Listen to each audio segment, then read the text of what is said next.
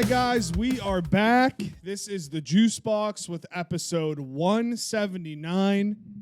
It has been a long time since we've been down here in the studio. As you can see, I got my man Harold over there to my left, and we have a very, very special guest. Speaking of time, we have Father Time himself, Uncle AJ. How we doing?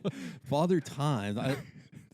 I actually kind of like that. I love it. Yeah. I like that. Father Time. I'm going to be so honest with you, okay? Okay, I'm ready. I knew you were coming this morning. Yes. Sitting on the couch, drinking coffee, Mm-hmm. and I knew I will be fully transparent. I knew it's been a while since we've done this, and I kept saying time in my head, and then Father Time popped up, and I was Father like, Time. I would be doing a disservice if I didn't try to lead with that, and I did.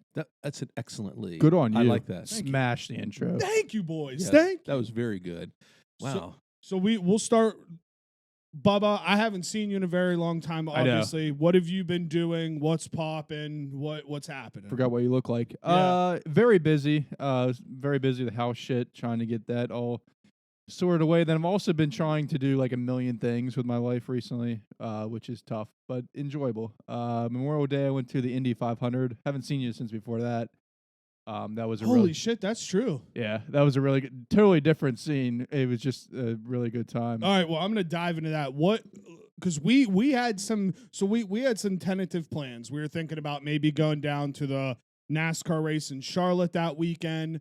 Then we were bouncing beach ideas off of everything, and then finally me and Sith just booked a beach house. When did the whole Indy fight, when did that even come into play? So I don't think, because me and Joseph, friend of the pod, we're talking about doing something. We had plans before, and then we were talking about going to Charlotte, and everything kind of fell through. And I don't think he texted me till Friday, and he was like, "Is it too aggressive to go to the Indy 500 tomorrow?" And I was like, "I don't think so." So he texted one friend. You always got to have one friend that just no matter what's like, I'm down. Facts. And Joey was like, I forget how he worded it, but he texted him like, "You want to get into something?" He's like, "Yeah, I'm in." Like, he literally didn't even say what we were doing. And my friend was like, "Yeah, I'm fucking down. Let's go." That's fire. So, yeah, we went down Saturday. We made a quick pit stop in Columbus. And you think it's really far. It's only 4.5 hours to Indianapolis. It's crazy. Yeah, I learned that when we went to the Final Four in 2010. I thought I was going to be sitting in a car for like 10 or 11 hours, and it is a very quick drive. Yeah. So you ever been to Indy? No, I've never been there. It's cool. It's a cool little city. So we get down there Saturday. We get in kind of late, and then we, just went to sleep because we had to get up early. I got up at like 5:30, which is ridiculous. Should not have got up that early. Because they have like this big dubstep thing in the arena. So we got there like 7:30 and got our tickets and stuff, and then made our way. There was a golf course inside the track, and then to the side of the golf course is like this massive EDM/dubstep concert. Just to give you some insight. Dubstep is Aggressive electronic music. okay. All right. Like no words, like just beats. I was going to get into it later. It stinks. Dubstep stinks. All right. And just to paint a picture here, the Indy 500 and like the race world, at least in, I would say, America, is like one of the big events. That's huge. Yes. Yeah, that people go to. Yeah, it's like the Super Bowl. Yeah. Yes. Definitely. And that city, like that's what it is. It's the racing capital. Right. That's what they say. So yeah, we went to that for a few hours. It was, pretty heavy drinking, and it was like a Jambo crowd, which I didn't expect. I thought it was kind of like a higher class. At the dubstep place. Yes. Okay. So then, what a mixture. So we just had like general admission tickets, and I thought like, oh, we'll just get a grandstand. Like I guess we were like in the infield, but I was like, we'll just walk out and walk up the steps and find a spot. And that's what we all kind of had. There was over 350,000 people there. That's what I heard. I heard on TV. I was like, that is a shit ton of people. There were not 3 spaces by each other, which blows my mind. Like, I was there and I can't imagine still being around 350,000 people. So you were actually there late.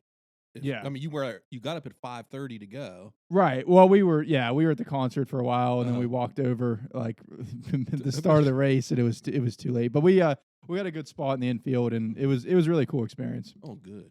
Yeah. Wow. Yeah. I've never been there because I know I've heard in the past. I think like Tony Stewart's done it. Mm-hmm. Maybe Ryan Blaney's done it. A couple guys, what they'll do is they'll race in the Indy 500 in the morning, and then they will hop on a plane, fly to Charlotte, and they'll race in the Coca-Cola 600, which is like a massive NASCAR race. And I think one year Tony Stewart did it, and he got top 10 in both. Really? I believe. Next year, I forget who it is. I wish I knew, but I think it's Ryan Blaney. Maybe. Yeah, someone is doing it. Yeah. And we said there's 3 big races in Memorial Day weekend. It's those 2 which we've been to now, and then there's one in Europe. So we were thinking about maybe doing that at some point in our lifetime. Oh, that'd be cool. To hit all 3, When did you first start getting into NASCAR? Was it? I don't. I've actually known Bubba for or Harry or Harold, whatever. Bubba's still, always gonna be Bubba. Yeah, it's for over a decade, and I never pictured you liking NASCAR. Yeah, it's very recent. It was like Okay. 2 years ago. It was the Coke 600 was the first race I've been to, and it was a really good time. And then I went to Talladega last year, and it blew me away. It was crazy. So now I'm a big fan. So I'm just gonna ask. I'm not trying to be stupid. It's not a shtick or anything. I believe you. All right. Dispel my thoughts on NASCAR. You go there. Number one, I heard it's incredibly loud, and you have to wear earplugs. Is that any truth to that? It depends what track. Okay. It's very loud. The one in Charlotte's probably the worst I've heard, and it was incredibly loud, depending on where you sit. When we went up to the stands, I had to put earplugs in. That's how loud it was. But Wow. not all of them are that bad. But yes, it's loud. All right. So the other question is, and this is just a personal taste thing. If I clearly get that they're driving around the track, and it's an oval track. Yes, some are. Well, most. So my question is, what makes it interesting to you as a spectator for that? Because to me, I don't know what the interest would be in seeing the cars drive around the track. What is it that keeps your attention? What do you pay attention to? I mean, I would probably environment. I don't know. I would probably get some hate because yes, I didn't grow up sort of would tune in every once in a while on Sundays when I was little. I'm not the biggest NASCAR fan you'll ever find. So it's more of the experience, going to different places and the whole atmosphere and getting up and tailgating or what have you, depending. But I mean, it is a spectacle. I like to watch it. It's less, I feel entertaining now because all the cars are exactly the same. Right. Whereas years ago that wasn't necessarily the case. So a lot of them just follow each other. It's interesting when they pan out. At the end of the race, they'll pan out and everyone tries to get position. But yeah, there's a lot of walking around the track and going to the bars in the track. I'm ready to answer the question. Yeah, it's an experience in that sense. I just wondered. Absolutely. So for me, I think one of the biggest things that blows my mind is these guys, they have their heads strapped into the car. So not only are they driving around at 180, 200 miles an hour, they have their heads strapped into the car where they cannot move their heads left or right. So therefore, they have the guy in the ear that's kind of telling the driver where the other cars are at. And then it's fascinating to watch how when you're driving cars that fast, you are able to side draft and draft clean air to come through the car to actually penetrate you quicker and faster around turns and passing people. Yeah, there's a lot of science to it, and the Indy cars are nuts. They don't slow down. It's insane. Yeah. Unlike NASCAR around the turns, they go full go the entire time. So kind of how NASCAR's set up, other than the Coca-Cola 600, which I'll kind of touch on that real quick. The reason that race is so big in Charlotte is because the guy that started the race knew that the Indy 500 was that weekend, and what he did to kind of make the race bigger than the Indy 500 is these guys run 400 laps. So it's the longest race of the year in NASCAR. And it's long. It is very long. But I think for me, what I enjoy is it's broken down normally in 3 stages. So you'll have let's say a race is 250 laps or something. You'll have stage 1 where it'll be 60 laps, Stage 2 will be 60 laps. And then the last stage, there's a little more laps in there.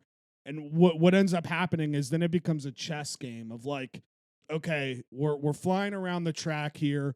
When do we pit? When do we get rid of our position to go in, get gas, change their tires, Right. and get back on the track strategically, knowing that when others pit, then all of a sudden you're going to get jacked up in the race stand. So like it's like a chess match too. All right. So are you able to, like, do you have a certain favorite that you follow as you are like watching the race? Because I would assume there are like 20 cars on the track, right? Like 37. Oh, 37 cars on the track.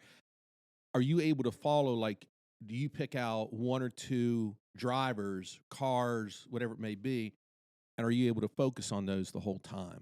Yeah. Yeah. You know what I mean? So you can kind of. But I haven't chosen a fandom yet. We'll Okay. see. I've been trying to figure it out. Okay. Yeah, see, the Nixon familia over these past couple years, we've always drove Toyotas, so we adopted the Toyota drivers because there's not a lot of Toyotas in NASCAR. Okay. All right. It's Gotcha. mostly Chevy, mostly Ford. So like Joe Gibbs Racing, the old Redskins football coach, Right. he is a massive NASCAR guy. He's had a team for probably 30, 40 years now, and he has a set of drivers, and within that set, me and JT's favorite driver is Christopher Bell, number 20. Gotcha. Okay. But yeah, so it makes it more fun when you have like a guy or like a team that you root for. It's kind of hard just liking one person because the odds of him winning or doing well every so it's like single following week, a team. essentially. Gotcha. Yeah. Gotcha. Okay. And that's kind of one of the fun parts too is, towards the end of the race, throughout the race, you'll see like your Toyota teams linking up, and obviously those cars are built for one another to where then you can draft them, and it kind of helps strategically throughout the race. So, right. I mean, kind of like Bubba said though, when you go, it is an event. You show up, you're tailgating outside. Then they essentially have like a festival thing outside the track where you can go get freebies, food, like cool things that they do. Okay, yeah, that it's makes cool. sense. I see. It's It's just fun. the total experience of being there. Absolutely. I got you. Well, that's cool, man. So how was the beach? That's what you were doing. The Memorial beach Day. was great. What beach did you go to? So we went down to Avon in the Outer Banks, which Mm-hmm. is one of the southern beaches of the strip there. I mean, if I'm being fully transparent, it was colder down there than it was up here that whole weekend. We had some rainy and gray days, but we did have 2 or 3 good beach days, and we took advantage of that. But for me, the reason I'm such a beach guy is because I'm naturally built already as a cool, lazy, nonchalant type guy. Like yes, there are days where I have to go do the bang and bustle and everything like that, but I would much rather just quote unquote live on beach time and just kind of let the day go. So that's a factor that I love. And living anywhere where there's a constant breeze and constant wind, I don't know what it is, but it just helps my mental clarity in the greatest way possible. Was Madeline Klein anywhere in the area? Do you I know? did not see Madeline No, Klein, that's a unfortunately. big bummer. Didn't see John B, but I brought him home for John B. Yeah. I did my thing. Yeah. Always appreciate that. Dude, we did see something fucking nuts though. So we're sitting on the beach. Okay, in the Everglades in Florida where those guys have those boats with like the big propeller fans on the back. Yes. Yes. So there was this guy that was literally sitting in a chair that had one of those on the back and had a parachute thing on him, and he was just hovering and flying back and forth on the beach. And I've just never seen anything like that before. He's over the water. I think going that's up. showing off. Oh, wow. Yeah. He's going very up. cool. He's going down. He's fishing. You know what I mean? Yeah. We were like, what the fuck? So yeah, that was really cool. But yeah, I'm just a big fan of just going somewhere where there's no pressure, expectations. You go out, you have good dinners. The restaurants are always cool. They're mom and pop, locally owned places. So I love it. What's Avon closest to down there? So basically, Rodanthe would be the closest big name one. Okay. But it's probably I'd say a half hour south of Nag's Head, which is probably Gotcha. the biggest. See, I remember. Now this is going back in the day. Okay. So I remember I visited my son Robert down there, and it was on the way back, and I said, you know what? I had all this time, and I thought I'm just going to kind of drive up to the Outer Banks, because I hadn't been up there in a long time, and I wanted to go down to the lighthouse, all the way. I mean, it's Hatteras. Yes, Hatteras Lighthouse.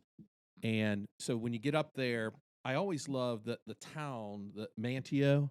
Yes. Manteo is such a you're probably familiar with that. It's such a cool like little town there. And if I ever move to the beach, I like to live in a small town like Manteo. You know what I mean? Like not on the beach, but off the beach, but close enough.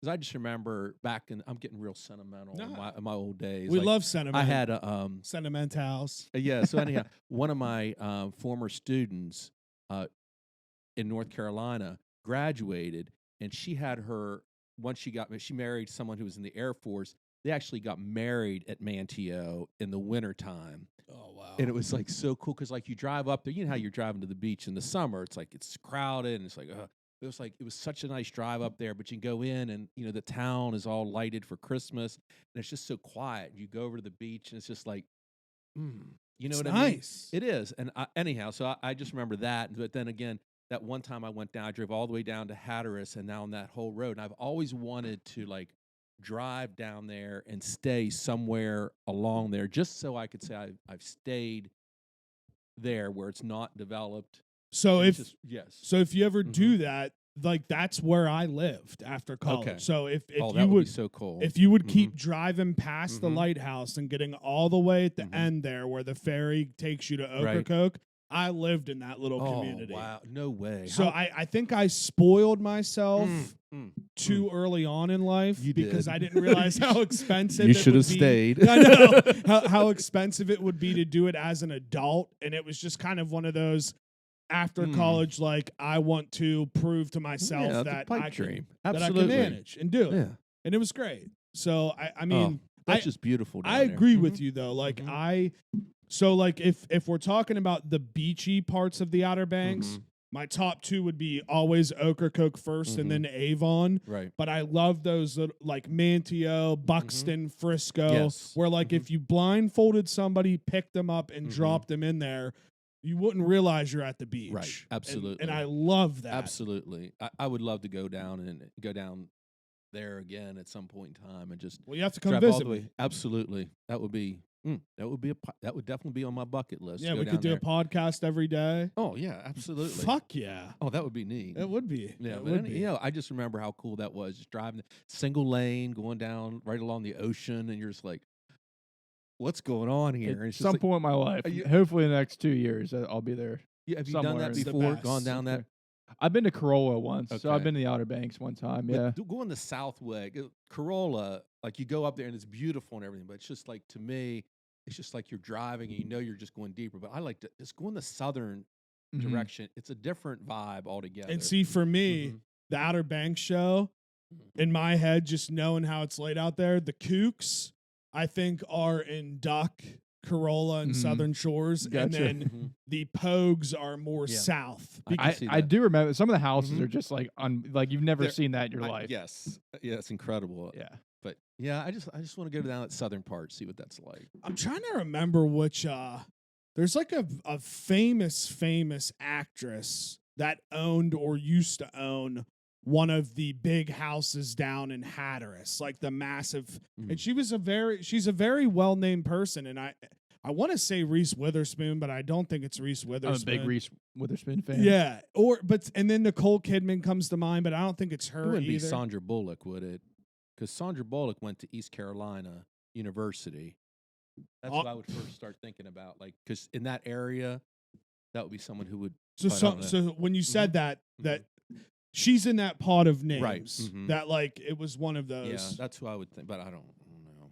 But yeah, I don't know what it is. I just love that atmosphere. Yeah. I guess like, and there's people that it's funny. There's a girl that was working at the restaurant and probably a little older than me. She was a mom, and she was. It's just funny how people's brains work because she's grew up there her whole life. Yeah. And her dream is she wants to move to New York City. So like it's funny how like she's had that and she's like, I need to get out of here. You know what I mean? It's definitely interesting. I think the neat thing about being down south is kind of what you said earlier about you just being that. I don't know how you described yourself. Like you just get up, you go, and you just do it. Yeah. On the. It's a different pace.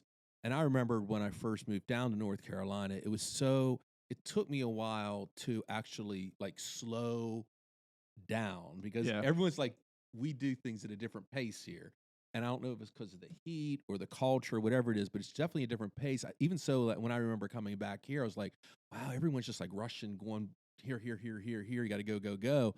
And I just like, I miss that pace of that. Yeah. Because there's something to that. I think that'd be great for me because I'm rushing all the time. Like that's all I do every day is rush for no reason. And you have to dial back and like really just say, be in that moment down there.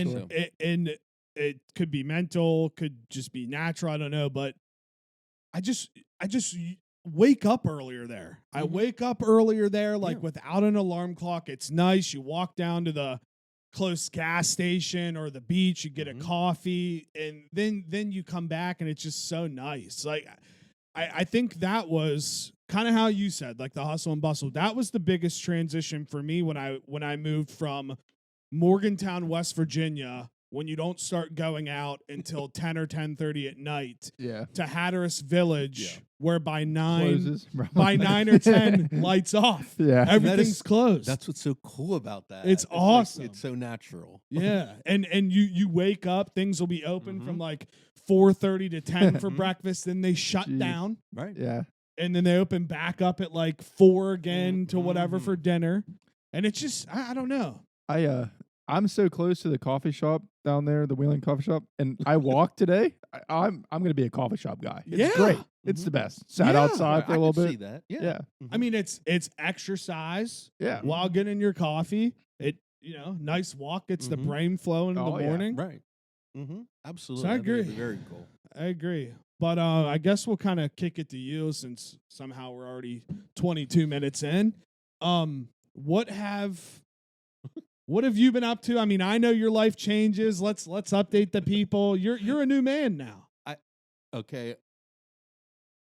Yeah, I'm a different person, but I remember the person I used to be. That's right. I mean? That's why I look at it. That's right. I don't know. I think I fell off the face of the earth late fall. We were talking about it before. I'm gonna be real. We're allowed to. We still do that on here. Or we just talk about. No, we. Okay, all right. It's real shit over here. No, I just think. I recently it was a hard decision. I decided to retire from teaching after 33 years. It was very difficult decision, but I think it all kind of. I think it started like for me. There's so many different things that came into it, but I think.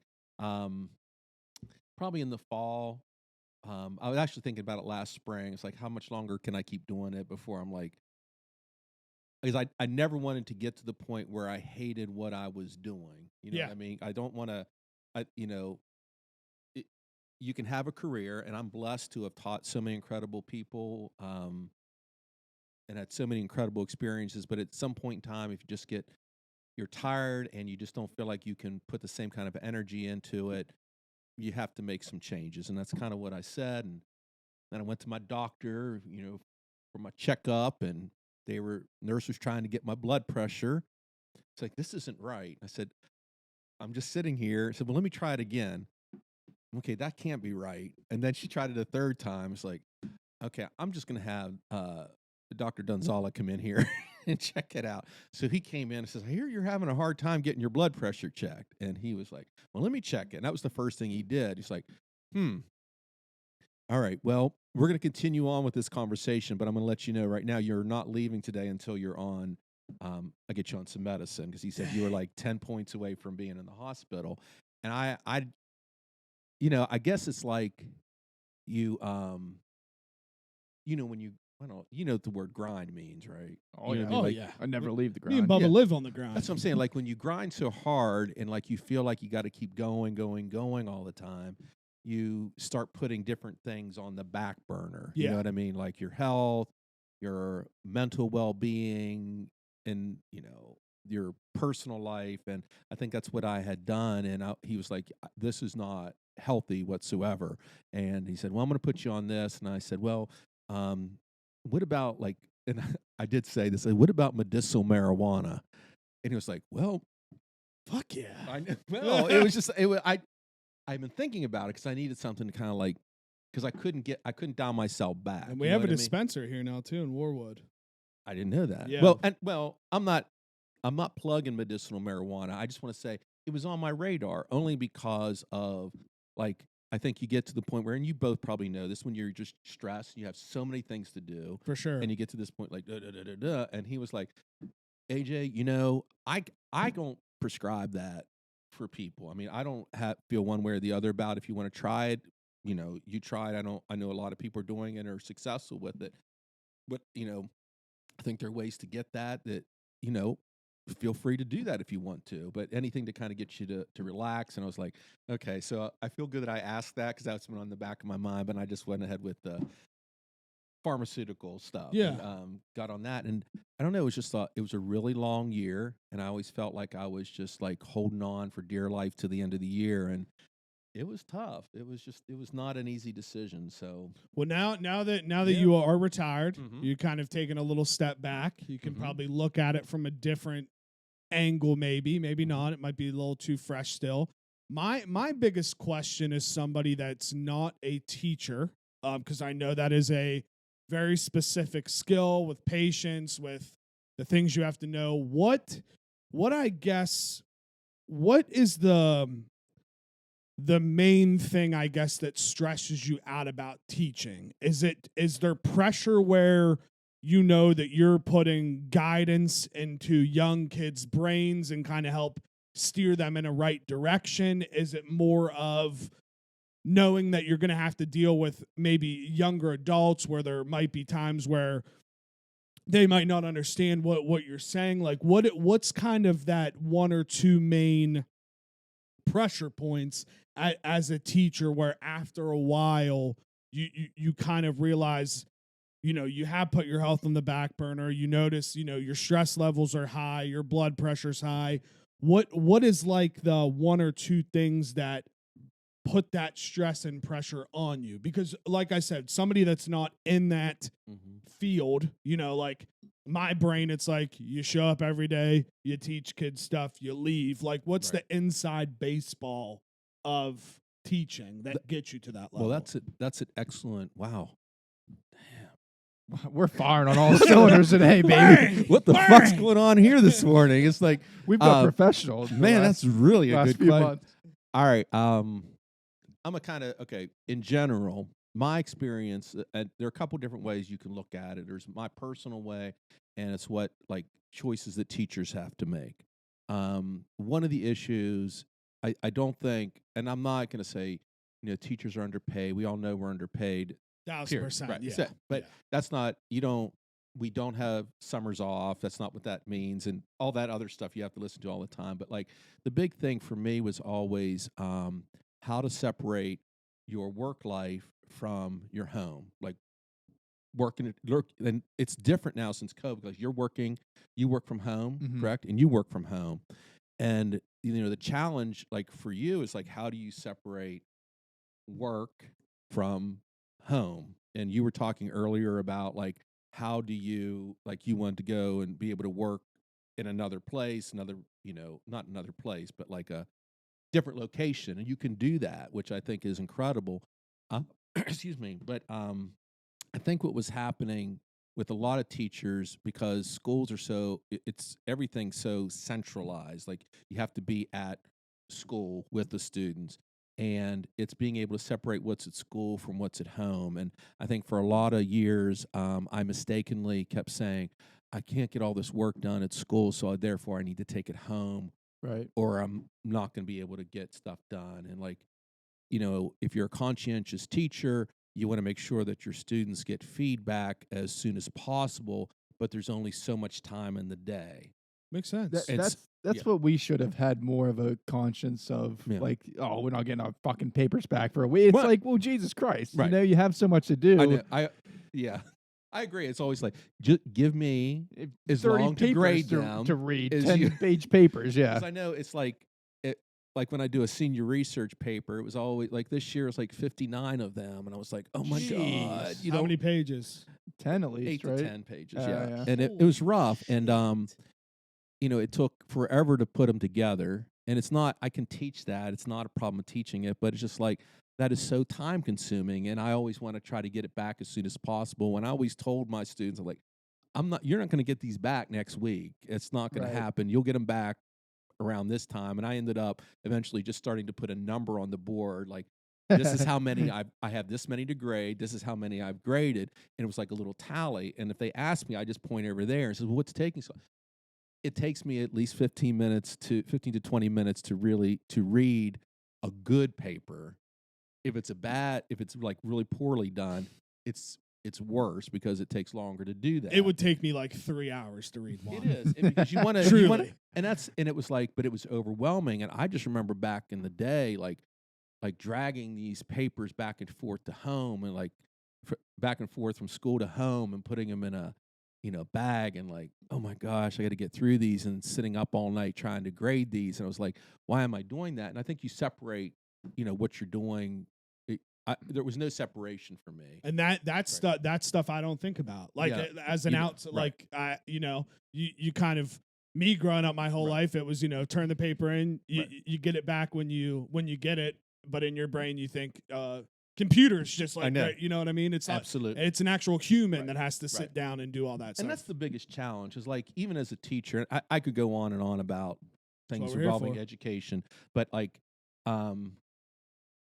at school, typically there are different types of schedules, and we had, I've always taught on a year-long schedule where we had like one planning a day, and that would be, so like if you had a 45-minute class, and you had 6 of those classes a day, you had one 45-minute planning, which would be, that's your time to plan, that's your time to grade, that's your time to make phone calls. If not, you stay after school until you kind of get those done, or they come the next day. And that was some of the crazy, like when we would have like pregame meal for football. So we'd have practice, then we'd go to church, then we'd come back to school for the meal. And it was like, you'd see some of the teachers, and you'd be like, now these are these teachers really care. They're still here at, and that was always really cool to see. You had Coach Conlon, didn't you? Yes. And I just remember, like, I was fortunate enough to meet him when I first came there. He was a really good guy, great math teacher. One of the best. And rest his soul. Yes, sir. But, I kind of learned from him because I wasn't thinking about it. But one of the things that he did is he stayed until it was done, and he took nothing home. Gotcha. So it was like, I'm going to stay till like 4:00, 4:30. Get it done. And he was probably one of those people that you would see leaving. And that's what I was doing. And I was okay with that. But then that becomes like working 7 to like 4 every day with like a half an hour lunch and stuff. And then it just wears on you. It's like driving your car. Like if your body's a car, you're just driving like 5 days a week. And it was just really hard to do that.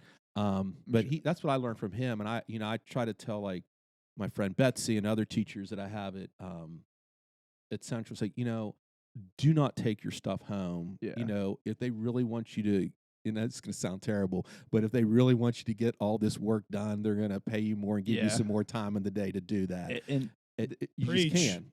And that's what it was. And that was going to go to my next question too, because one of the thing I miss most working from home is like, the community of people. Right. Like, and I've never really even had that since graduating college. So like, I feel like that'd be more so with teachers. Like, do you get, like, are you good friends with other teachers? You would get together and be like, these fucking kids and stuff like that, or do you kind of keep to yourself?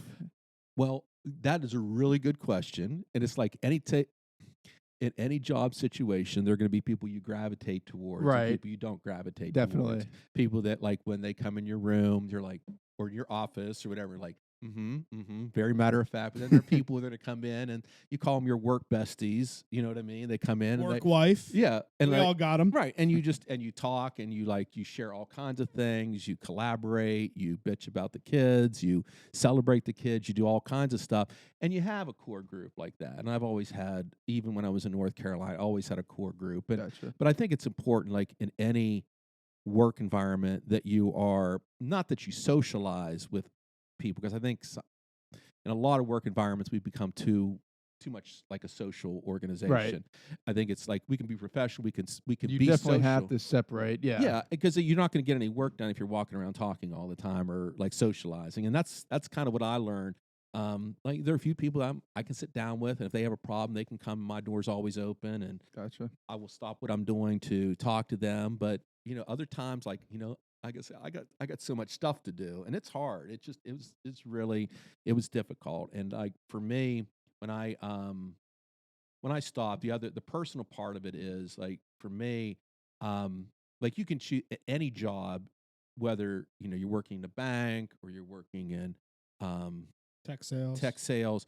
You put your heart and soul into it. You want to do it well because your work is a representation of you. And so there are a lot of people in the world who just kind of go through the motions, and that's their choice.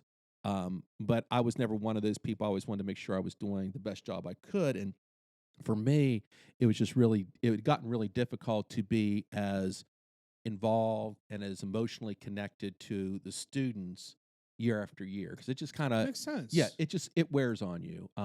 After a while, you're like, I don't know if I can like have that energy that I need to do a good job and to be devoted to this group of students that are coming in, if I know that halfway through the year I'm going to start thinking about I can't do this anymore. And so that's where it was. So I don't know. So I guess my next question that actually just popped into the dome. Society and everything is changing now to where younger people's brains are more in the term that they use is TikTok mind versus being able to go and sit down and watch a 2-hour movie in a movie theater versus pulling something up on your phone and watching a funny clip in 1 to 2 minutes, and you can get multiple of those in that 2 hours. Do you think we're getting to a point now with technology and with how the world works that education, to be the most efficient way, do you think the structure of that has to change? Oh, it's changing right now, I think, as we speak. I think when COVID came, a lot of students, gravitate. They had to do things online. Many young people didn't come back to school because of the anxiety of being away from school and the pressures of it. And they found that I could just do my classes online. And so I think, really? Yeah, and I think students are like becoming like there are different ways of getting your education, so to speak, now as opposed to in the past. In the past, you grew up with that. Like you come in, you sit in the classroom, you're here for this time period. The bell rings, you go through this. It's that it's that industrial age thing. But I mean, we've talked, I mean, countless times on here about how like fundamental that is to like be in that social sphere early. Right. So, I mean, yeah, there's advantages to, I Right. mean, safety of staying in your own home, but I feel like that would be, down the road detrimental, very much so. So, Well, I think it's changing. I think there's more technology out there. God love them. I don't know how the teachers are going to handle this AI stuff that's coming up. AI generated essays and stuff. I've seen them. I've been there. I've called people. I said, "This isn't yours," and I have to explain why. And I'm like, I don't want to. God love them. I don't know how they're going to fight that battle. I didn't really think about that. It's getting good. It's getting a lot better, I feel like, than before. So better, and you mean like in terms of the technology is without like, I mean, I've never obviously tried to get someone to write a paper or a computer, but I feel like before you can tell it to use a different voice, or you can it's getting better in that regard. It's just not a robotic speak. It's it's like maybe personalized you now. can put a prompt in a paper. Like I did it just to see what it was. Anybody can do it.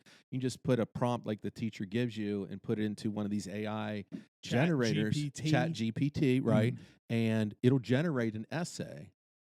And if you're not on top of it as a teacher, that, you could possibly get that. And, a lot of people are pushing for that because it helps show them structure and organization. But I'm like, I just don't want to go through But it's trying not to you. It's It's not, like that. it isn't. And they sound like AI papers, but Yeah. they're Not the actually really point. good It's papers, though. They're not. expression is the point. Like I remember, like last year we did. This is when it was first starting to come out. We had read Hamlet, and we compared it to The Lion King, and so we watched The Lion King, and we did our like little Venn diagrams and just kind of like talked about the similarities and differences, and it was like really cool. And I was like, and then they had to write their own paper about whether or not the same themes are in there, and I put one in an AI generator. I was like, wow, and it was able to do that, and it's like. That's freaky. Yeah, It like is. for the AI stuff, I think because growing up in our day and age, you would have people that would be able to retain information without having to study. You would have other people that would have to put hours in each, night to try to retain the information. And then you would have people like me that would cram the night before, 2 nights before. People say you don't remember information, it's more memorizing, whatever it may be. I think the biggest thing for me with the AI stuff is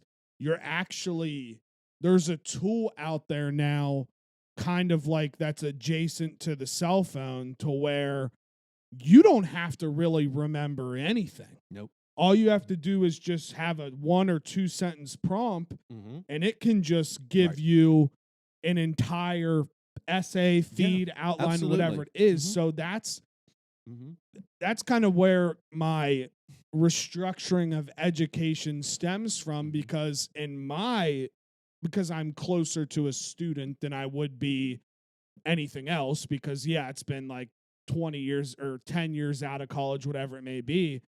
But like for me, I would struggle being an adult right now with kids in school, because I would feel like I'm paying for let's just say college, to where, let's be real, most kids are probably just going to be using AI to type most of their papers. And what's the point of paying all this money to send somebody somewhere other than the camaraderie, social stuff? I get that that's a big part of college. That's just kind of where I worry about things, because I feel like you have to kind of restructure it a little bit in terms of how are we going to be able to teach people more so life skills. And that's where I worry now. It's not the doing papers at home and everything. It's the life skills part that I feel like a lot of kids aren't going to get, because parents or themselves don't want to put themselves in a massive debt to learn things, when now you can just pull things up on the internet or YouTube or AI. Right. So it's weird. Well, I think to me. educational institutions are going to be on top of that. I don't know. If you've ever seen one, you can tell that it's an AI generated paper. But what happens is students are going to embrace that, and they're going to know how to make changes to it. Like a big thing, that's what I would do. Just hand up, if I'm being honest. Like, well, what they'll do, and I've had students who do this, and I try to explain to them, it's still plagiarism when you do it, but they don't get it. The copying and pasting idea, like you take something off the internet, you paste it on there, and then you change a couple words. You change a couple of words around. It's like you put these words in there, and I said, well, that's not common knowledge. So how do you know that? Well, I just read it. It says, well, you just can't put it in there because that's just not common knowledge, and it doesn't even sound like you as you're writing. And that's kind of what we've been dealing with all along. But now it's just another animal in the room. And I know that they're already looking at, like we always used to use, and we still use that turnitin.com that checked for you upload a paper there, and it's able to see if there are any matches, like if someone's using a paper. And it's actually, and a lot of colleges use that now, but it'll check and say, are you citing this, citing this, citing this, citing this? Is it something that, like, is the whole paper from somewhere else? And it can detect that as long as it's been somebody has put it in there. Like when we did the research paper, they all have to upload it. And so some of them had like 40% matching. and they're like, oh no, does that mean I plagiarize?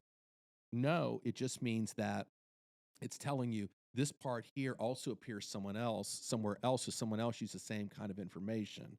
So are you citing it? And so that was a really nice tool to have. And so now the new tool is going to be an AI checker to see if, like, is this an AI produced paper? And that's where good luck. Yeah, I know, because as you're saying that, I completely am understanding what you're saying 1,000%. You would do that yourself, wouldn't you? Yeah. But then on my end, I'm sitting here thinking, like, how many times can people write the same thing over and over again before it does start? You can find other things where people's brains were kind of ticking the same way, and where so it may not be plagiarism, but it may just be these people think the same. Right. And that's where, like, excuse me, what we've always done, and conscientious people who teach English will do the same thing. Like, if you're doing a research paper, you're not going to say, hey, just turn in this paper on this date and you figure it out yourself. As a teacher, you have to say, well, I've always done it old school with note cards and doing outlines and, drafting and doing parts of it and turning in pieces at a time. So that way it should never be a surprise to me, the paper that someone turns in. Right. Yeah. And so that's where the teachers are just going to have to do that, continue to do that and do the old school way. Because what happens if, like, all these kids are just continuing to use this and it's not checked, and you're in the workplace and now you're hiring people, and they have no common sense about how to write anything or do anything. It's also like the work skills, right? I mean, these people are going to be leaders eventually. They're going to be in charge of other people. It's like, if you don't know shit, I mean, come on. Right. Absolutely. It's like, I kind of look at it as like technology is always at least 5 years more advanced than we're actually seeing it. You know what I mean? Like, if you go into a fast food restaurant and you see, and not that there's nothing wrong with working fast food, but like the cash registers now, there are pictures on it, and it's like it's easier to do, and it tells you the exact change. What's taking out, like, the thought process behind that and understanding how to do things and people's ability to read. It's the same thing. It's in the grocery store. Yeah, that's true. It is. It's because now we don't really have to use our brains like we used to. We just have a thing that does it for us. Oh, hell, go to Kroger. I was at Kroger yesterday, and I had a cantaloupe, and I was like, oh, it didn't have one of the little codes on it. I was like, shoot. And so, do you want to look it up by picture or by name? Picture, please. Yeah. And it was picture, and there were like two cantaloupes there, large and small. And I'm like, I don't even know which one to pick. It looks like a small cantaloupe to me, but there's no number on it. Oh, so you just pick small. I just picked the small one, and it froze the machine. And the lady came over, and she was like, is there something going on? I said, I don't know. This looks like it's a small cantaloupe to me, but it's saying it's not going to take it. She says, well, let me see. And she went through it. And said, what did you hit again? I said, and it popped on the screen. I saw a lemon on the screen. And I said, I hit lemon. She said, why would you hit lemon? Oh, shoot. I'm not hitting lemon so I can, like, buy a lemon cheaper than I would, like, doing that scam thing of trying to get fruit through there. I picked small cantaloupe. She says, well, I don't know if this is a small one. I'm going to hit a big one. I said, but I don't think it's a big cantaloupe. And I'm like, but that's kind of where we are. And I don't want to argue with a machine but shit. One of my friends in college, because the Kroguchi in Morgantown had like a self-serve like nut thing, and he was really healthy, and I forget what nut it was, but he would always get like a super healthy nut, and he'd get like bags of them. And he'd always choose like the smallest, like poppy seeds in the self-checkout. Oh my! And so there had to be an inventory guy somewhere that's like, this guy's getting 20 pounds of poppy seeds, and then he got clipped one time. Right? Yeah, and he's like, you know what? I don't want them. I made a mistake. Well, I think that's what people were doing. But what are you going to do? Like, the stores are bringing. You don't want to say the companies are bringing it on themselves if you're replacing it. And so, I mean, what are you going to do? Right. You're going to have someone stand there watching everyone, but why not just have someone check it out? If you're, this is a great segue to one of my hates of the week. Can I get into it right now? Absolutely. Get after it, King. I hate self-checkouts. I hate them. I don't care. I despise them. And even more than the self-checkouts in general, I hate older people who take their full buggies to the self-checkout. everyone complains that there is no checkout lines in Walmart. I was in Walmart this week. There was like 3 empty checkout lanes with a person and a bagger. Their job is to scan your items and then bag them. How easy is that? Agreed. Instead, every self-checkout lane was taken by an elderly individual with a whole cart full, and they're sitting there trying, same thing. Mhm. Is this a large cantaloupe? It's like, that's their job. Just go to them. This would take 5 minutes. Instead, it's taking you 15 minutes. So Yeah. I went an aisle over. I had 3 items. They scanned them, put them in a bag for me, and I paid, and I was out. Well, it's like it's What like it should be like an unsaid thing. Like, you have 49 million Yes, items. I Go agree. to the individual. They have someone standing there. Right. They should be saying, stop. Right. Yeah. Clearly you Let have. me direct you, ma'am. Let me direct you. This is the short, Yeah. like under 12. Convenience. This is a convenience This is the aisle. one that's like, particularly at Walmart, you got the one that's like real quick, and then you got the longer one. you Yeah, put 'em on there, with and then the you belt, got the yeah. the luxurious one where someone gets to check it out. Well, Sorry, that's- Jake. I didn't mean to cut you off. no, you're good. I'm That's very why- fired up about Well, it. but that's why I laugh about going to the CVS because they will have people that will operate the self-checkout machines for you. Mm-hmm.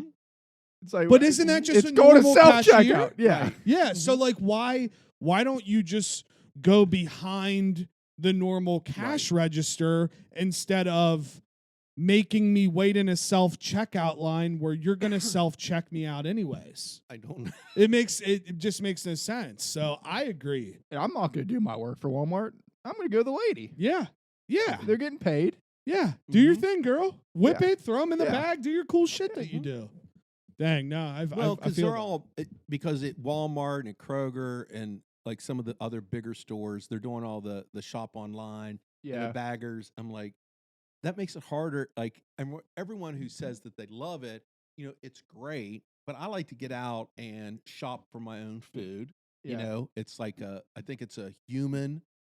What is that? What's the word I'm thinking about? Like the hunting and gathering. Yeah. It's genetic that we get out and we hunt and we search for our food. I feel like people are different because I'm the same way. I like to be in the amongst the Yes. people, which Right, not right. everyone's like. I understand the want to just pull up, but I like the bank I worked at was inside a grocery store at Huntington, and we were right next to those people, those Mhm. shoppers. I don't know what Mhm. they're called, but you'd see it all the time. They're like, "Oh, we're out of whatever. Just give them this." It's Right. like, well, what if they don't want that?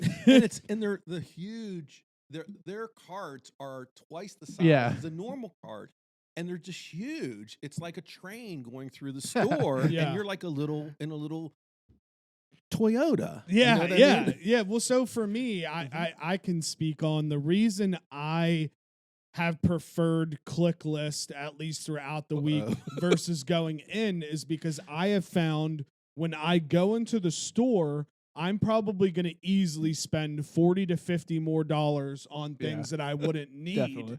versus just having a person bring them out to me, which I'm with you. I like going in. I like getting dirty when I'm like going to get alcohol or a Right. couple certain things, but I do it consciously to try to save myself money because if I go in the store, I'm like, oh, this drink looks good. Let's get 10. No, and I'm just completely- throwing it- them in it there. even more in my adult age too. I'm like, I work all day. I go to the gym, then I have to eat, and then Right. you throw in an hour at the store. It's like it's 10:00. I'm going to Right. bed now, and I have absolutely no day after work. or Yeah, time but after work. so. I 1,000% agree with the human genetic thing where we are losing the lost art of going out and shopping Mhm. versus or just being amongst other people all the time. yeah.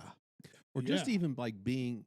I mean, you could even take a step beyond that, like the streaming services that we all have, and that we're so comfortable now. Like, I wanted to go see Guardians in the Galaxy Volume 3, but it was out a month ago. I'm to the point where I'm just going to wait Yeah. another month till it comes on Disney Plus. Definitely. And so, it's just like all these advances keep making us more sedentary, more lazy, and we have to kind of push ourselves to go out and do things. You know what I mean? Which is that's what freaks me out a little Absolutely. bit. Yeah, I harp I on it all agree. the time, but especially when you're working from home and doing everything from home. And Yeah, isn't that hard for you guys? It's really hard. Yeah, I like it. Like, it's great, but at the same time, I love it now. I mean, I haven't been doing it for a year yet. I guess it's kind of hard for me to answer this question right now because I was used to staying on the road 4 nights a week, traveling across West Virginia for 4 years. So like,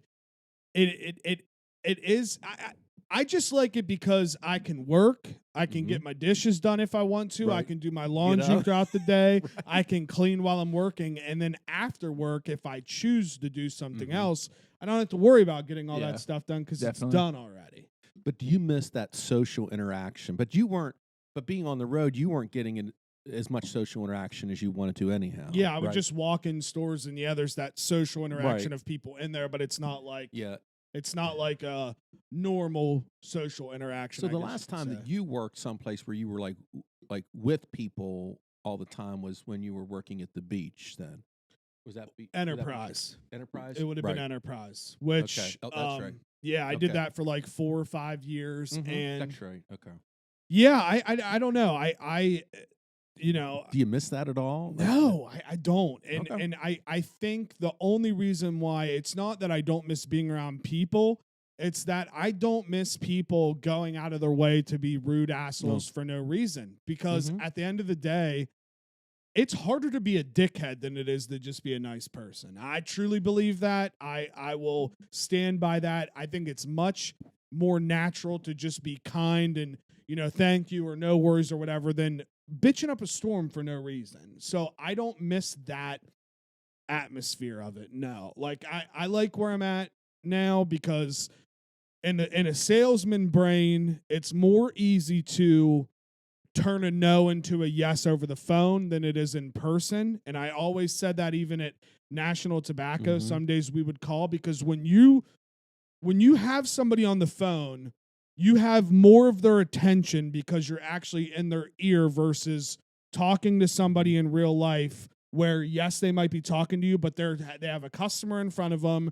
They're dealing with the bathroom problem here. They're dealing with this there to where, yes, you are talking face to face, but you don't have their full attention. Whereas in phones, it's like a rebuttal over the phone. Yeah, it doesn't work all the time. But it's much easier to push back on the phone than it is to get shut down in person before. So like, I don't know. And that's, that's kind of where my next kind of guidance thing was going to be, since we're back on the working from home stuff, is have you thought of, because obviously you love teaching. I think that we know that it's very evident. You enjoy the interactions, educating people, whatever it may be. Have you thought of going into a remote teacher role where you teach from home? Absolutely not. No, I will not do that. No, my plan right now is like, I've been working a long time. I have enough like investments and stuff that I don't need to work right now. Good. So like, I'm good. I'm just waiting for 62 to come along, and then I'll be like, that's awesome. That is, you know what I mean? I'm just saying it's nice. And I've worked hard all my life for this, and I feel like I'm good with that. I don't want to do remote because I don't want to be sitting in front of a computer screen and having to talk to students. That's not what I enjoy doing.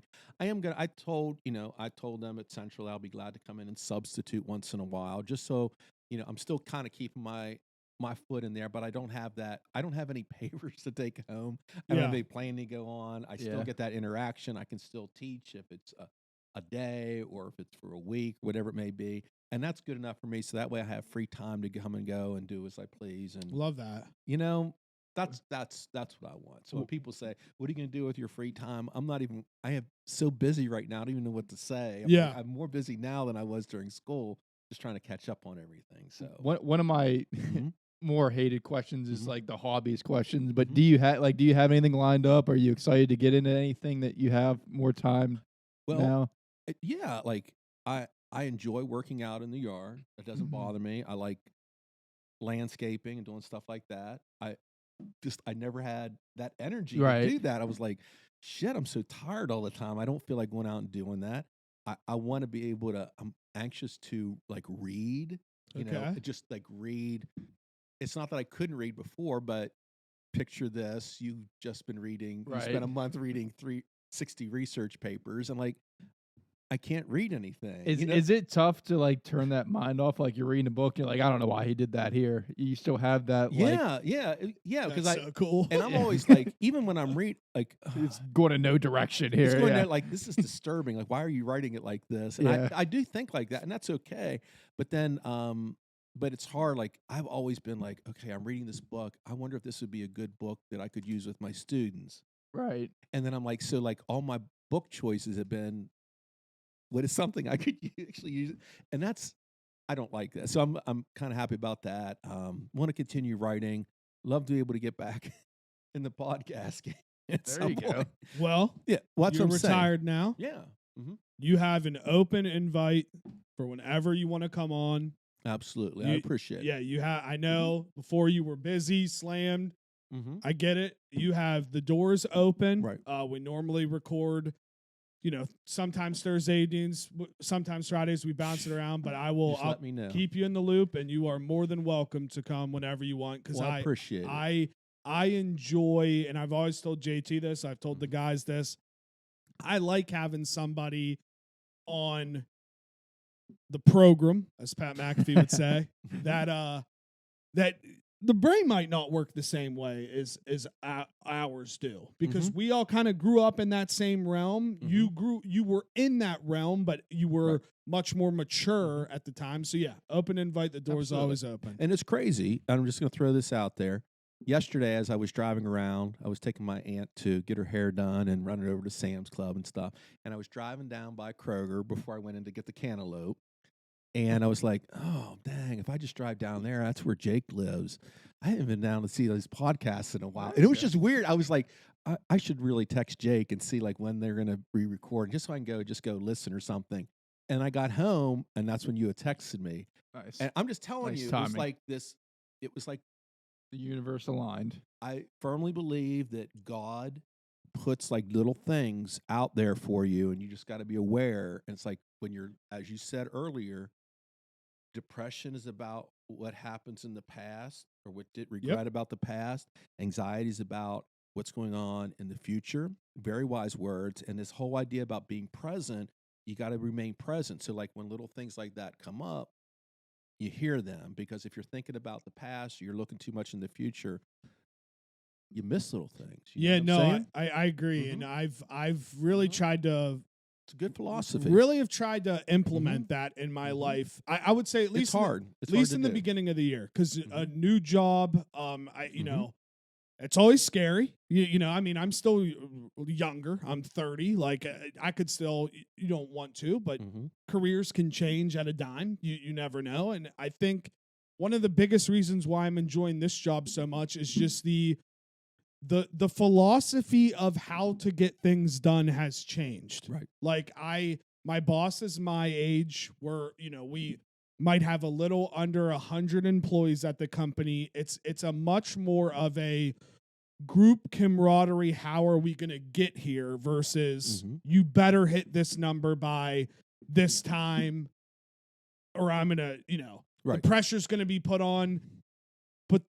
The next month is going to end up being the same thing. And then you realize like, okay, this is just how they try to push you. Like that's kind of how my two past jobs were. There might've been a disconnect in generation, age, whatever it is, but that's why I'm enjoying my job so much right now, because it is I work with people that I relate with, and what that does is that brings an energy and an excitement to where truthfully, I'm at a point now to where I don't even feel like I'm quote unquote working. Right. I'm enjoying what I'm doing, and it's making life fun. You sound happier. Yeah. You sound as if you feel valued at your company. I do. And I do. There's so many jobs out there where like, you can find that. Yeah. You can't be afraid to change. And I took a chance. I've Absolutely. never been in this kind of realm, or you hear tech stuff all the time, people getting bought out, yada yada. Like I took a chance, I took a jump, and I've enjoyed it. And I think staying in the present has really helped my mind just overall absolutely work better, which is sweet. But I got a question here. I don't know how you'll react to it. I don't know. Are you me or You. Okay. Are you paying attention to all of this recent alien stuff that's been happening these last couple weeks? You mean about Donald Trump being indicted? No. I'm not talking about illegal aliens. I'm talking about the aliens that come from space that are not human. Yeah, I listened to Russell Brand on YouTube, and he's been talking about that. I'm like, what's going on? Yeah, go on. So I have heard about. There was a video that just came to light. It happened May Mm-hmm. 1st. There was an instance in Las Vegas where I watched this kid's personal YouTube channel, and he kind of broke it down. It was late at night. Him and his brother were outside. They were working on a truck or something, doing something out back. And all of a sudden, there was this massive orb that flies through the sky. It crashes, and it happened to crash right in their backyard. And there were these two beings that were like 8 to 10 feet tall that weren't. And again, this is according to him. I didn't see this for sure, but that were outside. They had big eyes, big mouths, and he was like, you couldn't like look at him. He was like, anytime you would look at him, you would get stuck in like a frozen type trance. And he said, he runs inside, he calls the cops, the 911 call, they have it all recorded, and he's panicking. Like, you can hear it in his voice. He's like, and he's talking very quickly. He's like, I'm looking outside right now behind my forklift, and there are two things outside. They're not human. They're 8 to 10 feet tall, whatever it is. And earlier, I think it was earlier that day, it was an hour after, the cops show up, and on the cop cam, they catch this orb thing just like either like taking off and zooming out. And then they figure out later there's a Ring doorbell footage that he has on YouTube where it's just dark and just a sound of something crashing, like flies over, and like it kind of crashes there. And then he took a picture of where the crash site was. You could tell something was there. And do you believe in that stuff, or do you think that it's odd that the alien stuff was prominent during kind of COVID to take our brains off of everything, and now that the election's coming up, all of a sudden these alien things are coming about? Do you think that is strategically planned, or do you think there's an actual chance that maybe we are getting to a point where aliens are starting to become more bold in visiting, and that's why all these things are coming out now? I think it would be short-sighted to say that we are the only life in the universe. I agree. Okay. So, but it would also be naive to think that there aren't people out there that like to put stuff on the internet and like to distract us from what's going on in the world. So Agreed. It's kind of finding that. I know, finding that middle ground. Did you see there's a whistleblower, apparently, like a government whistleblower, who has claimed that we've received non-human aircrafts? Yeah, and on I record. guess we have 12 according to him. Right. Yeah, I'm a big skeptic, but I don't know. Yeah, I mean, I kind of float in that realm too of kind of what you just said, AJ, to where I just think we're simplifying it by saying it, but I think people are extremely naive to believe that there's nothing else out there. Yeah. Yeah, exactly. That's where I sit as well. Yeah. Right. Absolutely. So I don't know. I find it very, very interesting, and it just makes you wonder why. It's like, why now? So I don't know. Just wanted to kind of get your thoughts on that. Trying to think of I have a couple things here, but I'm trying to. I can go real fast. So back and not back of the week. Back I have Taylor Swift's singleness. She is single again, probably coming out with a new album. Thank God. And I have us. I think we're back. Well, we are back. We're back. Back we're on the mic. It. Back in life. Yeah, We're I back. agree. I think we're much happier. All of us are much happier. Yeah, like we all have lives to live, but I think we're all becoming very independent, and we're learning to cherish things, and I think that's good. I agree. Totally. Not back. I have Canada. Canada, very not back. Yeah, it's on fire. It's on fire. They're really screwing us here in the East. Yeah. damn them. I know. Yeah, for real. That picture. Thought it was cold up there. Yeah. What the hell are they doing? That picture in New York City was wild. Yeah, it's a dystopian, like the world's ending Yeah. up there in New York. It was funny. Well, you think about that. You say that, but like, I mean, gosh, if you came back here like from the came up here from the past, you're I like, know. what's going on? It's like that's what it looks like. It really does. It's Yeah, and I out of guess context. I guess I they know. said if you walk down the street at that day or whatever it was, it was the equivalent of smoking 6 cigarettes. Ooh. Yeah. That's how bad the air quality was. Ooh. So then you have the guys like the Barstool guys. Yeah, that it's just go like, outside and come smoke. They're like, on. fuck it. But yeah. Well, okay. Speaking of Canada, here's a little ticker I have here. Bought a movie last night. I don't think it was in theater. It was a Sundance movie, and it was called Blackberry, and it was about the rise of the Blackberry phone. I was always so jealous of the BlackBerry phone. Blackberry they're phone. very cool. I back used to in have the a day. BlackBerry. Best Oh, phone. man. It was the That- greatest phone. It was just like, yeah, with the little buttons on it. Oh, I it was believe beautiful. Ben DePlaga had a BlackBerry like way back in the day with the little Yep, little ball. Yeah, ball in the little middle. ball in Yeah, the middle. Yeah. Oh my gosh, those So are wonderful. Greatest phone of all time. Mhm.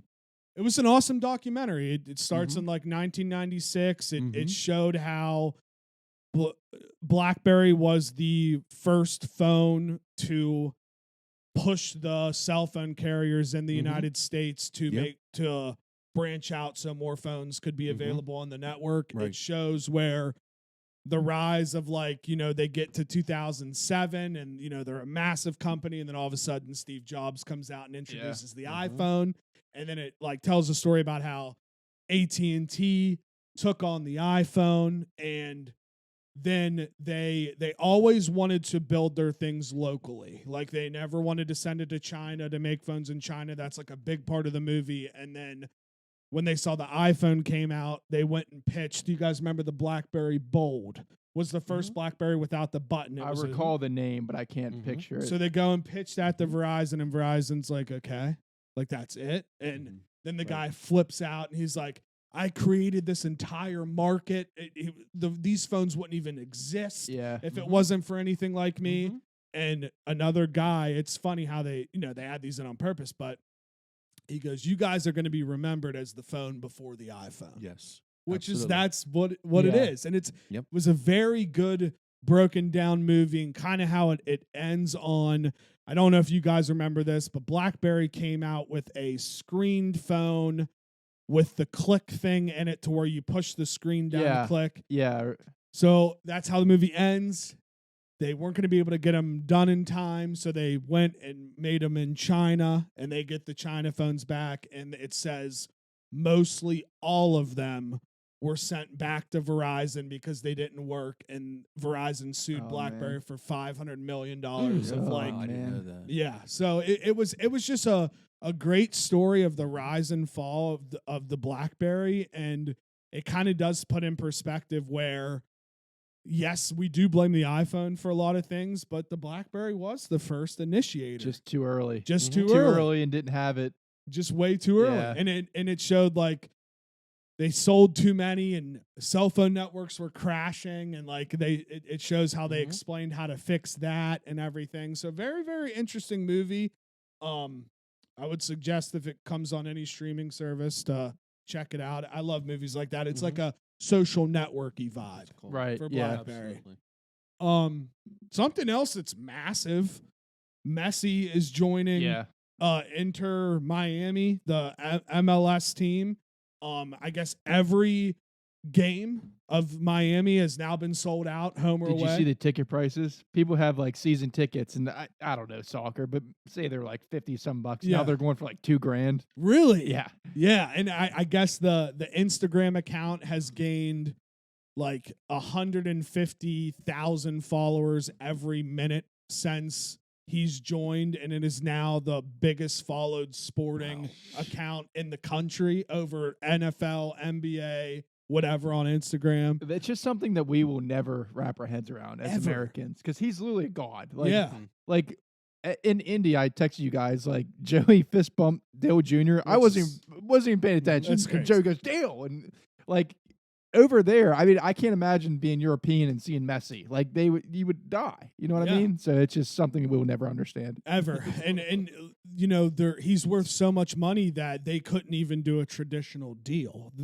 I'd give him like stock and stuff, right? Apple and Adidas have the rights and the MLS stuff, and they had to give him shares of the revenue. Wow. So like it's massive. And I know it was big when David Beckham, so that kind of tying back to David Beckham, when he came over to the LA Galaxy, he then bought the Miami team once he retired. So he's the owner of the Miami team. I didn't know that. He bought it for $25 million. I guess before Messi came, they were valued at around like $250 to $500 million. And now the recent evaluation is like $1.6 billion.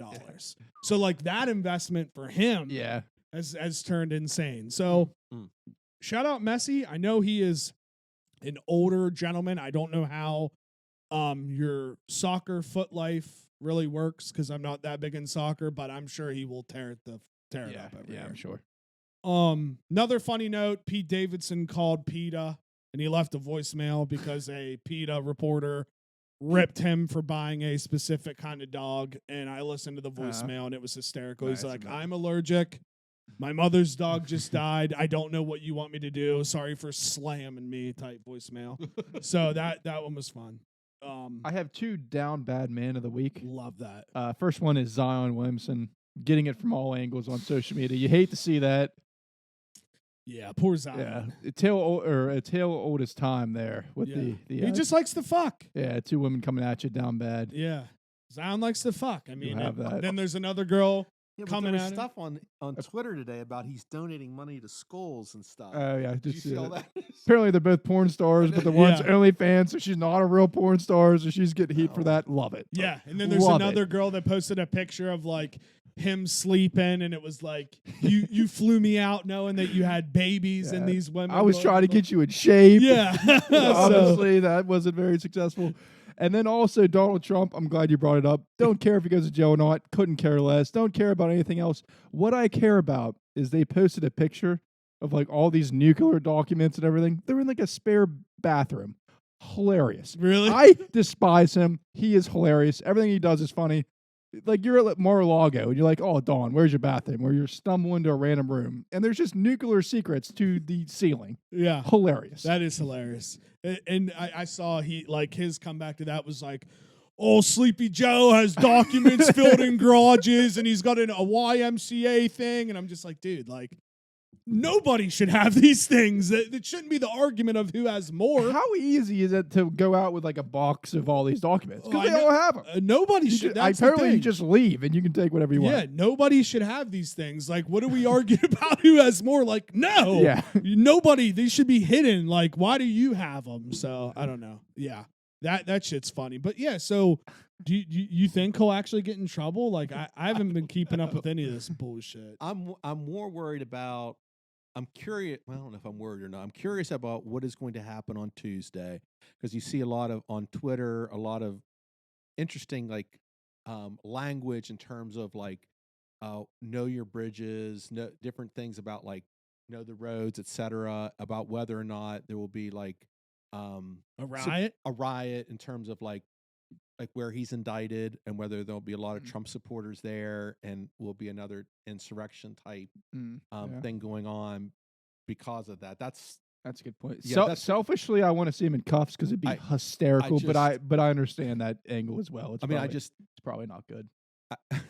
He's gotten away with so much stuff. I just don't like, and I know a lot of politicians do, but like this is just huge. I just don't even know what to say anymore. I agree.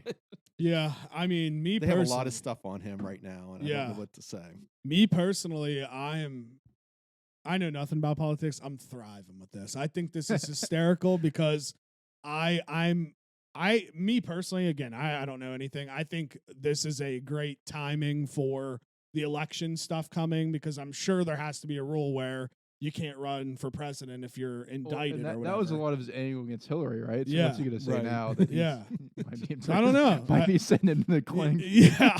I don't know. It'll be funny. I'm ready for the debates. I think The debates are just, it's primetime Well, TV. I don't think they're doing well. So I guess I don't not think initially. he was doing them. Was he? Because I guess if your party has a sit-in president, you don't do the debates as like respect for the incumbent president. I guess that's how they've always done it. I don't know. Right. So the Democratic won't have any debates. Now Okay. Republican side, I don't know. Is DeSantis like happy? I mean, I would assume that he's thriving now. Yeah. Well, I've heard Donald Trump wasn't going to participate in them anyhow because Really? he has like a 30-point lead on everyone. So why would I want to participate? Why would in you? that? Yeah, get in that dogfight. I'm not going to give them the attention, but Yeah, I mean the one guy that's been on my radar is Robert Kennedy Jr. Yeah, he's kind of a weirdo, I guess. He's kind of which is weird for. He's kind of a weirdo, but also like from a human perspective, it's like when your uncle gets assassinated as a president and his dad too. And you still want to then therefore become the president. Well, it's kind of wild to me. I was pumped when I saw the name, and I listened to him talk. I was like, I don't know. He's kind of he has some outlandish ideas. That guy. And his voice is all screwed up, but I think he got it fixed. Really? Yeah, he had a vaccine accident that screwed up his vocal that's cords. why he has. Oh, okay. Yeah, that makes more sense. So, but yeah, I'm excited for the stuff. Yeah, it's primetime television. It's gonna be an exciting week. We were doing drinking TV. games. I remember the last election. That was fun. Oh, dude, So they're going to be even more electric now. Yeah, me and JT stayed up and watched the whole thing. We were watching the Rogan thing because it was Rogan and Tim Dillon. That was the first time I saw Tim Dillon. He was so funny. So funny, dude. But yeah, just interested on that. And then I saw too, which I don't know how many people this affects, but I guess there was a chemical found in the artificial sweetener Splenda that damages DNA. Oh shit! I thought Sweet was the bad one. Now Splenda's bad too. Splenda's getting attacked now on all fronts. So really, I think what we have to just go back to is just normal sugar. Sugar, yes. Yeah. Trying on the weight loss journey. I know. But yeah, the only other thing I have on here is Sauna Talk. Sauna Talk with the boys is great. Schwitz. Love a nice schwitz with the boys. When you go in there and like there's an old dude that's just butt ass naked sitting there, cock out, and he just wants to have he's been through some life. Yeah, he wants to have a full on conversation with you. I'm like, respect. Yeah, you know what I mean? Because I couldn't do that. No, not a shot. I couldn't be exposed and have a genuine conversation. Yeah. So shout out Sauna Talk. Real quick, touched on it already, but one thing I love this week is the Big Booty Mix. Yes. It just came out with volume 23, I think, yesterday. Yeah, shout out Tiggy Nation. Yep, Tiggy Nation. They're still doing it with the Big Booty Mix. And one thing I hate, dubstep. I don't think I touched on it enough. No, let's go. How do people like that? People love it. I like electric music. I like the remixes. Give me a pop song and put all these cool beats over it. There's no words. Hot take. I got a hot take. What's that? People don't like the music. People like that it is required to do drugs while you listen to the music. No, I agree. And that was that's my bold take. That was the said thing. You show up on a lot of psychedelic drugs. But I'm not a big drug guy, but still, even if I was on not drugs, a drug guy, I think I would hate it. It's one beat for the whole set. Guy has 3 hours. That's all he does. One beat. Changes kinda. I agree. It stinks. I don't like it either. It absolutely stinks. I do not enjoy it. Yeah, really. The only other I just feel more rejuvenated after our vacations, after stepping away for a while. I feel the energy. It's back. Very happy. That's how I felt Friday. As soon as I got up at 4:30, PTO starts on Monday. Never felt better. Yeah. Going to the beach on Wednesday. Oh, nice. That's this week. Yes, this Wednesday. Is this the bachelor trip? Yeah, I'm going to Myrtle Thursday to Sunday. But me and Joey decided to fly down on Wednesday, which I'm excited for. Have, a day to just kind of hang out before. Hell yeah. Lower key day. And I don't know. We might stay Sunday. I don't know because I'm off Monday. We'll see. Yeah, I mean, YOLO. YOLO. Do you have anything you want to touch on? Anything you want to say, Uncle? Well, there was such a good. I'm not sure I understand. Like you had a list and you had a list. Yeah. Is this what happens now? I started a couple little segments, and then we like to hit on some current events. Well, I'll finish up with a couple things. Okay. Always, if you hate anything or you think anything's back, or I'm in a pretty good. I've already talked about the cantaloupe incident, and I'm good with that. Yeah. I want to say I know that y'all are like TV people and like to watch streaming things. I have to say, and this is no one watches this except for me. It's a superhero show that's still on TV. It's on CW. It's Superman and Lois. It's third season. It may not be around much longer because of everything that Gunn's doing in DC, but it's such a good show. It's like this season, Superman and Lois they're married and they have two twin sons. One of them has powers, the other one doesn't. And it's just tough. It is so. It's a I tough cannot. job. No, I'm like, it is such a cool show. I can't. It's so mature. This whole season, and it's just the episodes are only like 12. I think it's like 12, 13 episodes per season. But this season started off with Lois finding out she had breast cancer, and they've actually. I never thought they could do something like that in a superhero show, Right. and do it so beautifully. Because it's like the whole season has been about this, and she's gone through chemo and radiation, and you've got like her son who has powers, and and like no one can help, and it's just like it's such a moving show. If you've never watched it, it's a really good show. I know that they have it on HBO Max, and they'll probably put this one. I hope it goes on for another season, but I don't think it will. But it's like an incredible show. And then the song I was texting JT about this song last night. You may want to, it's just, how like you're listening to like playlists on Amazon or Spotify. And then when your playlist is done, it goes to like random songs that are kind of like that. Well, I don't know what I was listening. It was a Luke Combs playlist. I just dump all my favorite Luke Combs songs in there. And it was just listening, and it finished. And then it started playing all these other country artists. And this song came up, and it was like, I've had it in my head for like a week. It's an old song. It's like got to be like 20 years old. The song is a singer-songwriter named Richard Shindell, and the song is called Next Best Western. And it's about, because, I was thinking about you a little, because I was trying to explain, because JT just kind of blew it off. He's like, I don't know. I mean, what does this song mean? I said, did you not listen to it? And he's like, well, I don't know. I said, just listen to it once. I was like, and I had to explain it to him. It's a guy who's like traveling on like from Chicago to New York on the road, like traveling salesman on the road. And it's about like this emptiness that we have in society, and like being able to like go from place to place, and like we're all traveling and we're all interconnected. But it's just like he's just driving, and he's talking about like paying tolls and stuff. And all he wants to do is get to the next best Western, the hotel, because he's not even going to make it home, but he just wants to get there. Such a good song. Dang, I'll have to check it out. You have to, it's like, it's off an album called Reunion Hill. It's so good, but it's like, this guy's been around for years. I've never heard of him, but it's such an incredible song. I think you would like it. It's just like, and I kept listening to it. Like every time I listen to it, it's like, there's something more in there. So anyhow. No, I love Superman and Lois, Next Best Western, really good. And thank you so much for having me on. Yeah. I appreciate It's always it. good to see you. Yeah, it's always once a year. Yeah. Hopefully more. I know I'm not. I know I haven't been. Am I still? I'm not even close to being the leading person being on the podcast anymore. No, you're probably. No, you're we. Oh no. Okay. Well, anytime. But Yeah. I'm free now. I don't even know what to say. I'm just like I'm trying to get over this like teacher break during the summer where I get to rejuvenate. But now I don't have to rejuvenate. I can just like live and not have to worry. Honestly, I don't even know. Like I'm trying. It'll probably take you like 2 years. I really think it will, because I keep thinking I have to hurry up and get stuff done because I have to go back to school in August, but I don't have to go back in school in August, and I'm kind of happy about that. Yeah, no, that's good. And it's just weird. It's a weird vibe. I'll say this: you're much happier.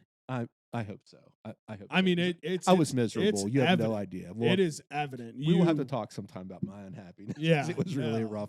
It's good. Year. But yeah, no, we've kind of just been, because like we're all busy throughout the week. We're all working. Right.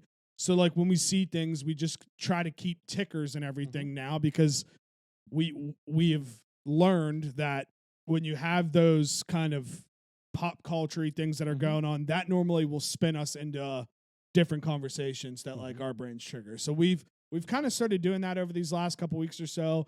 The back, not back.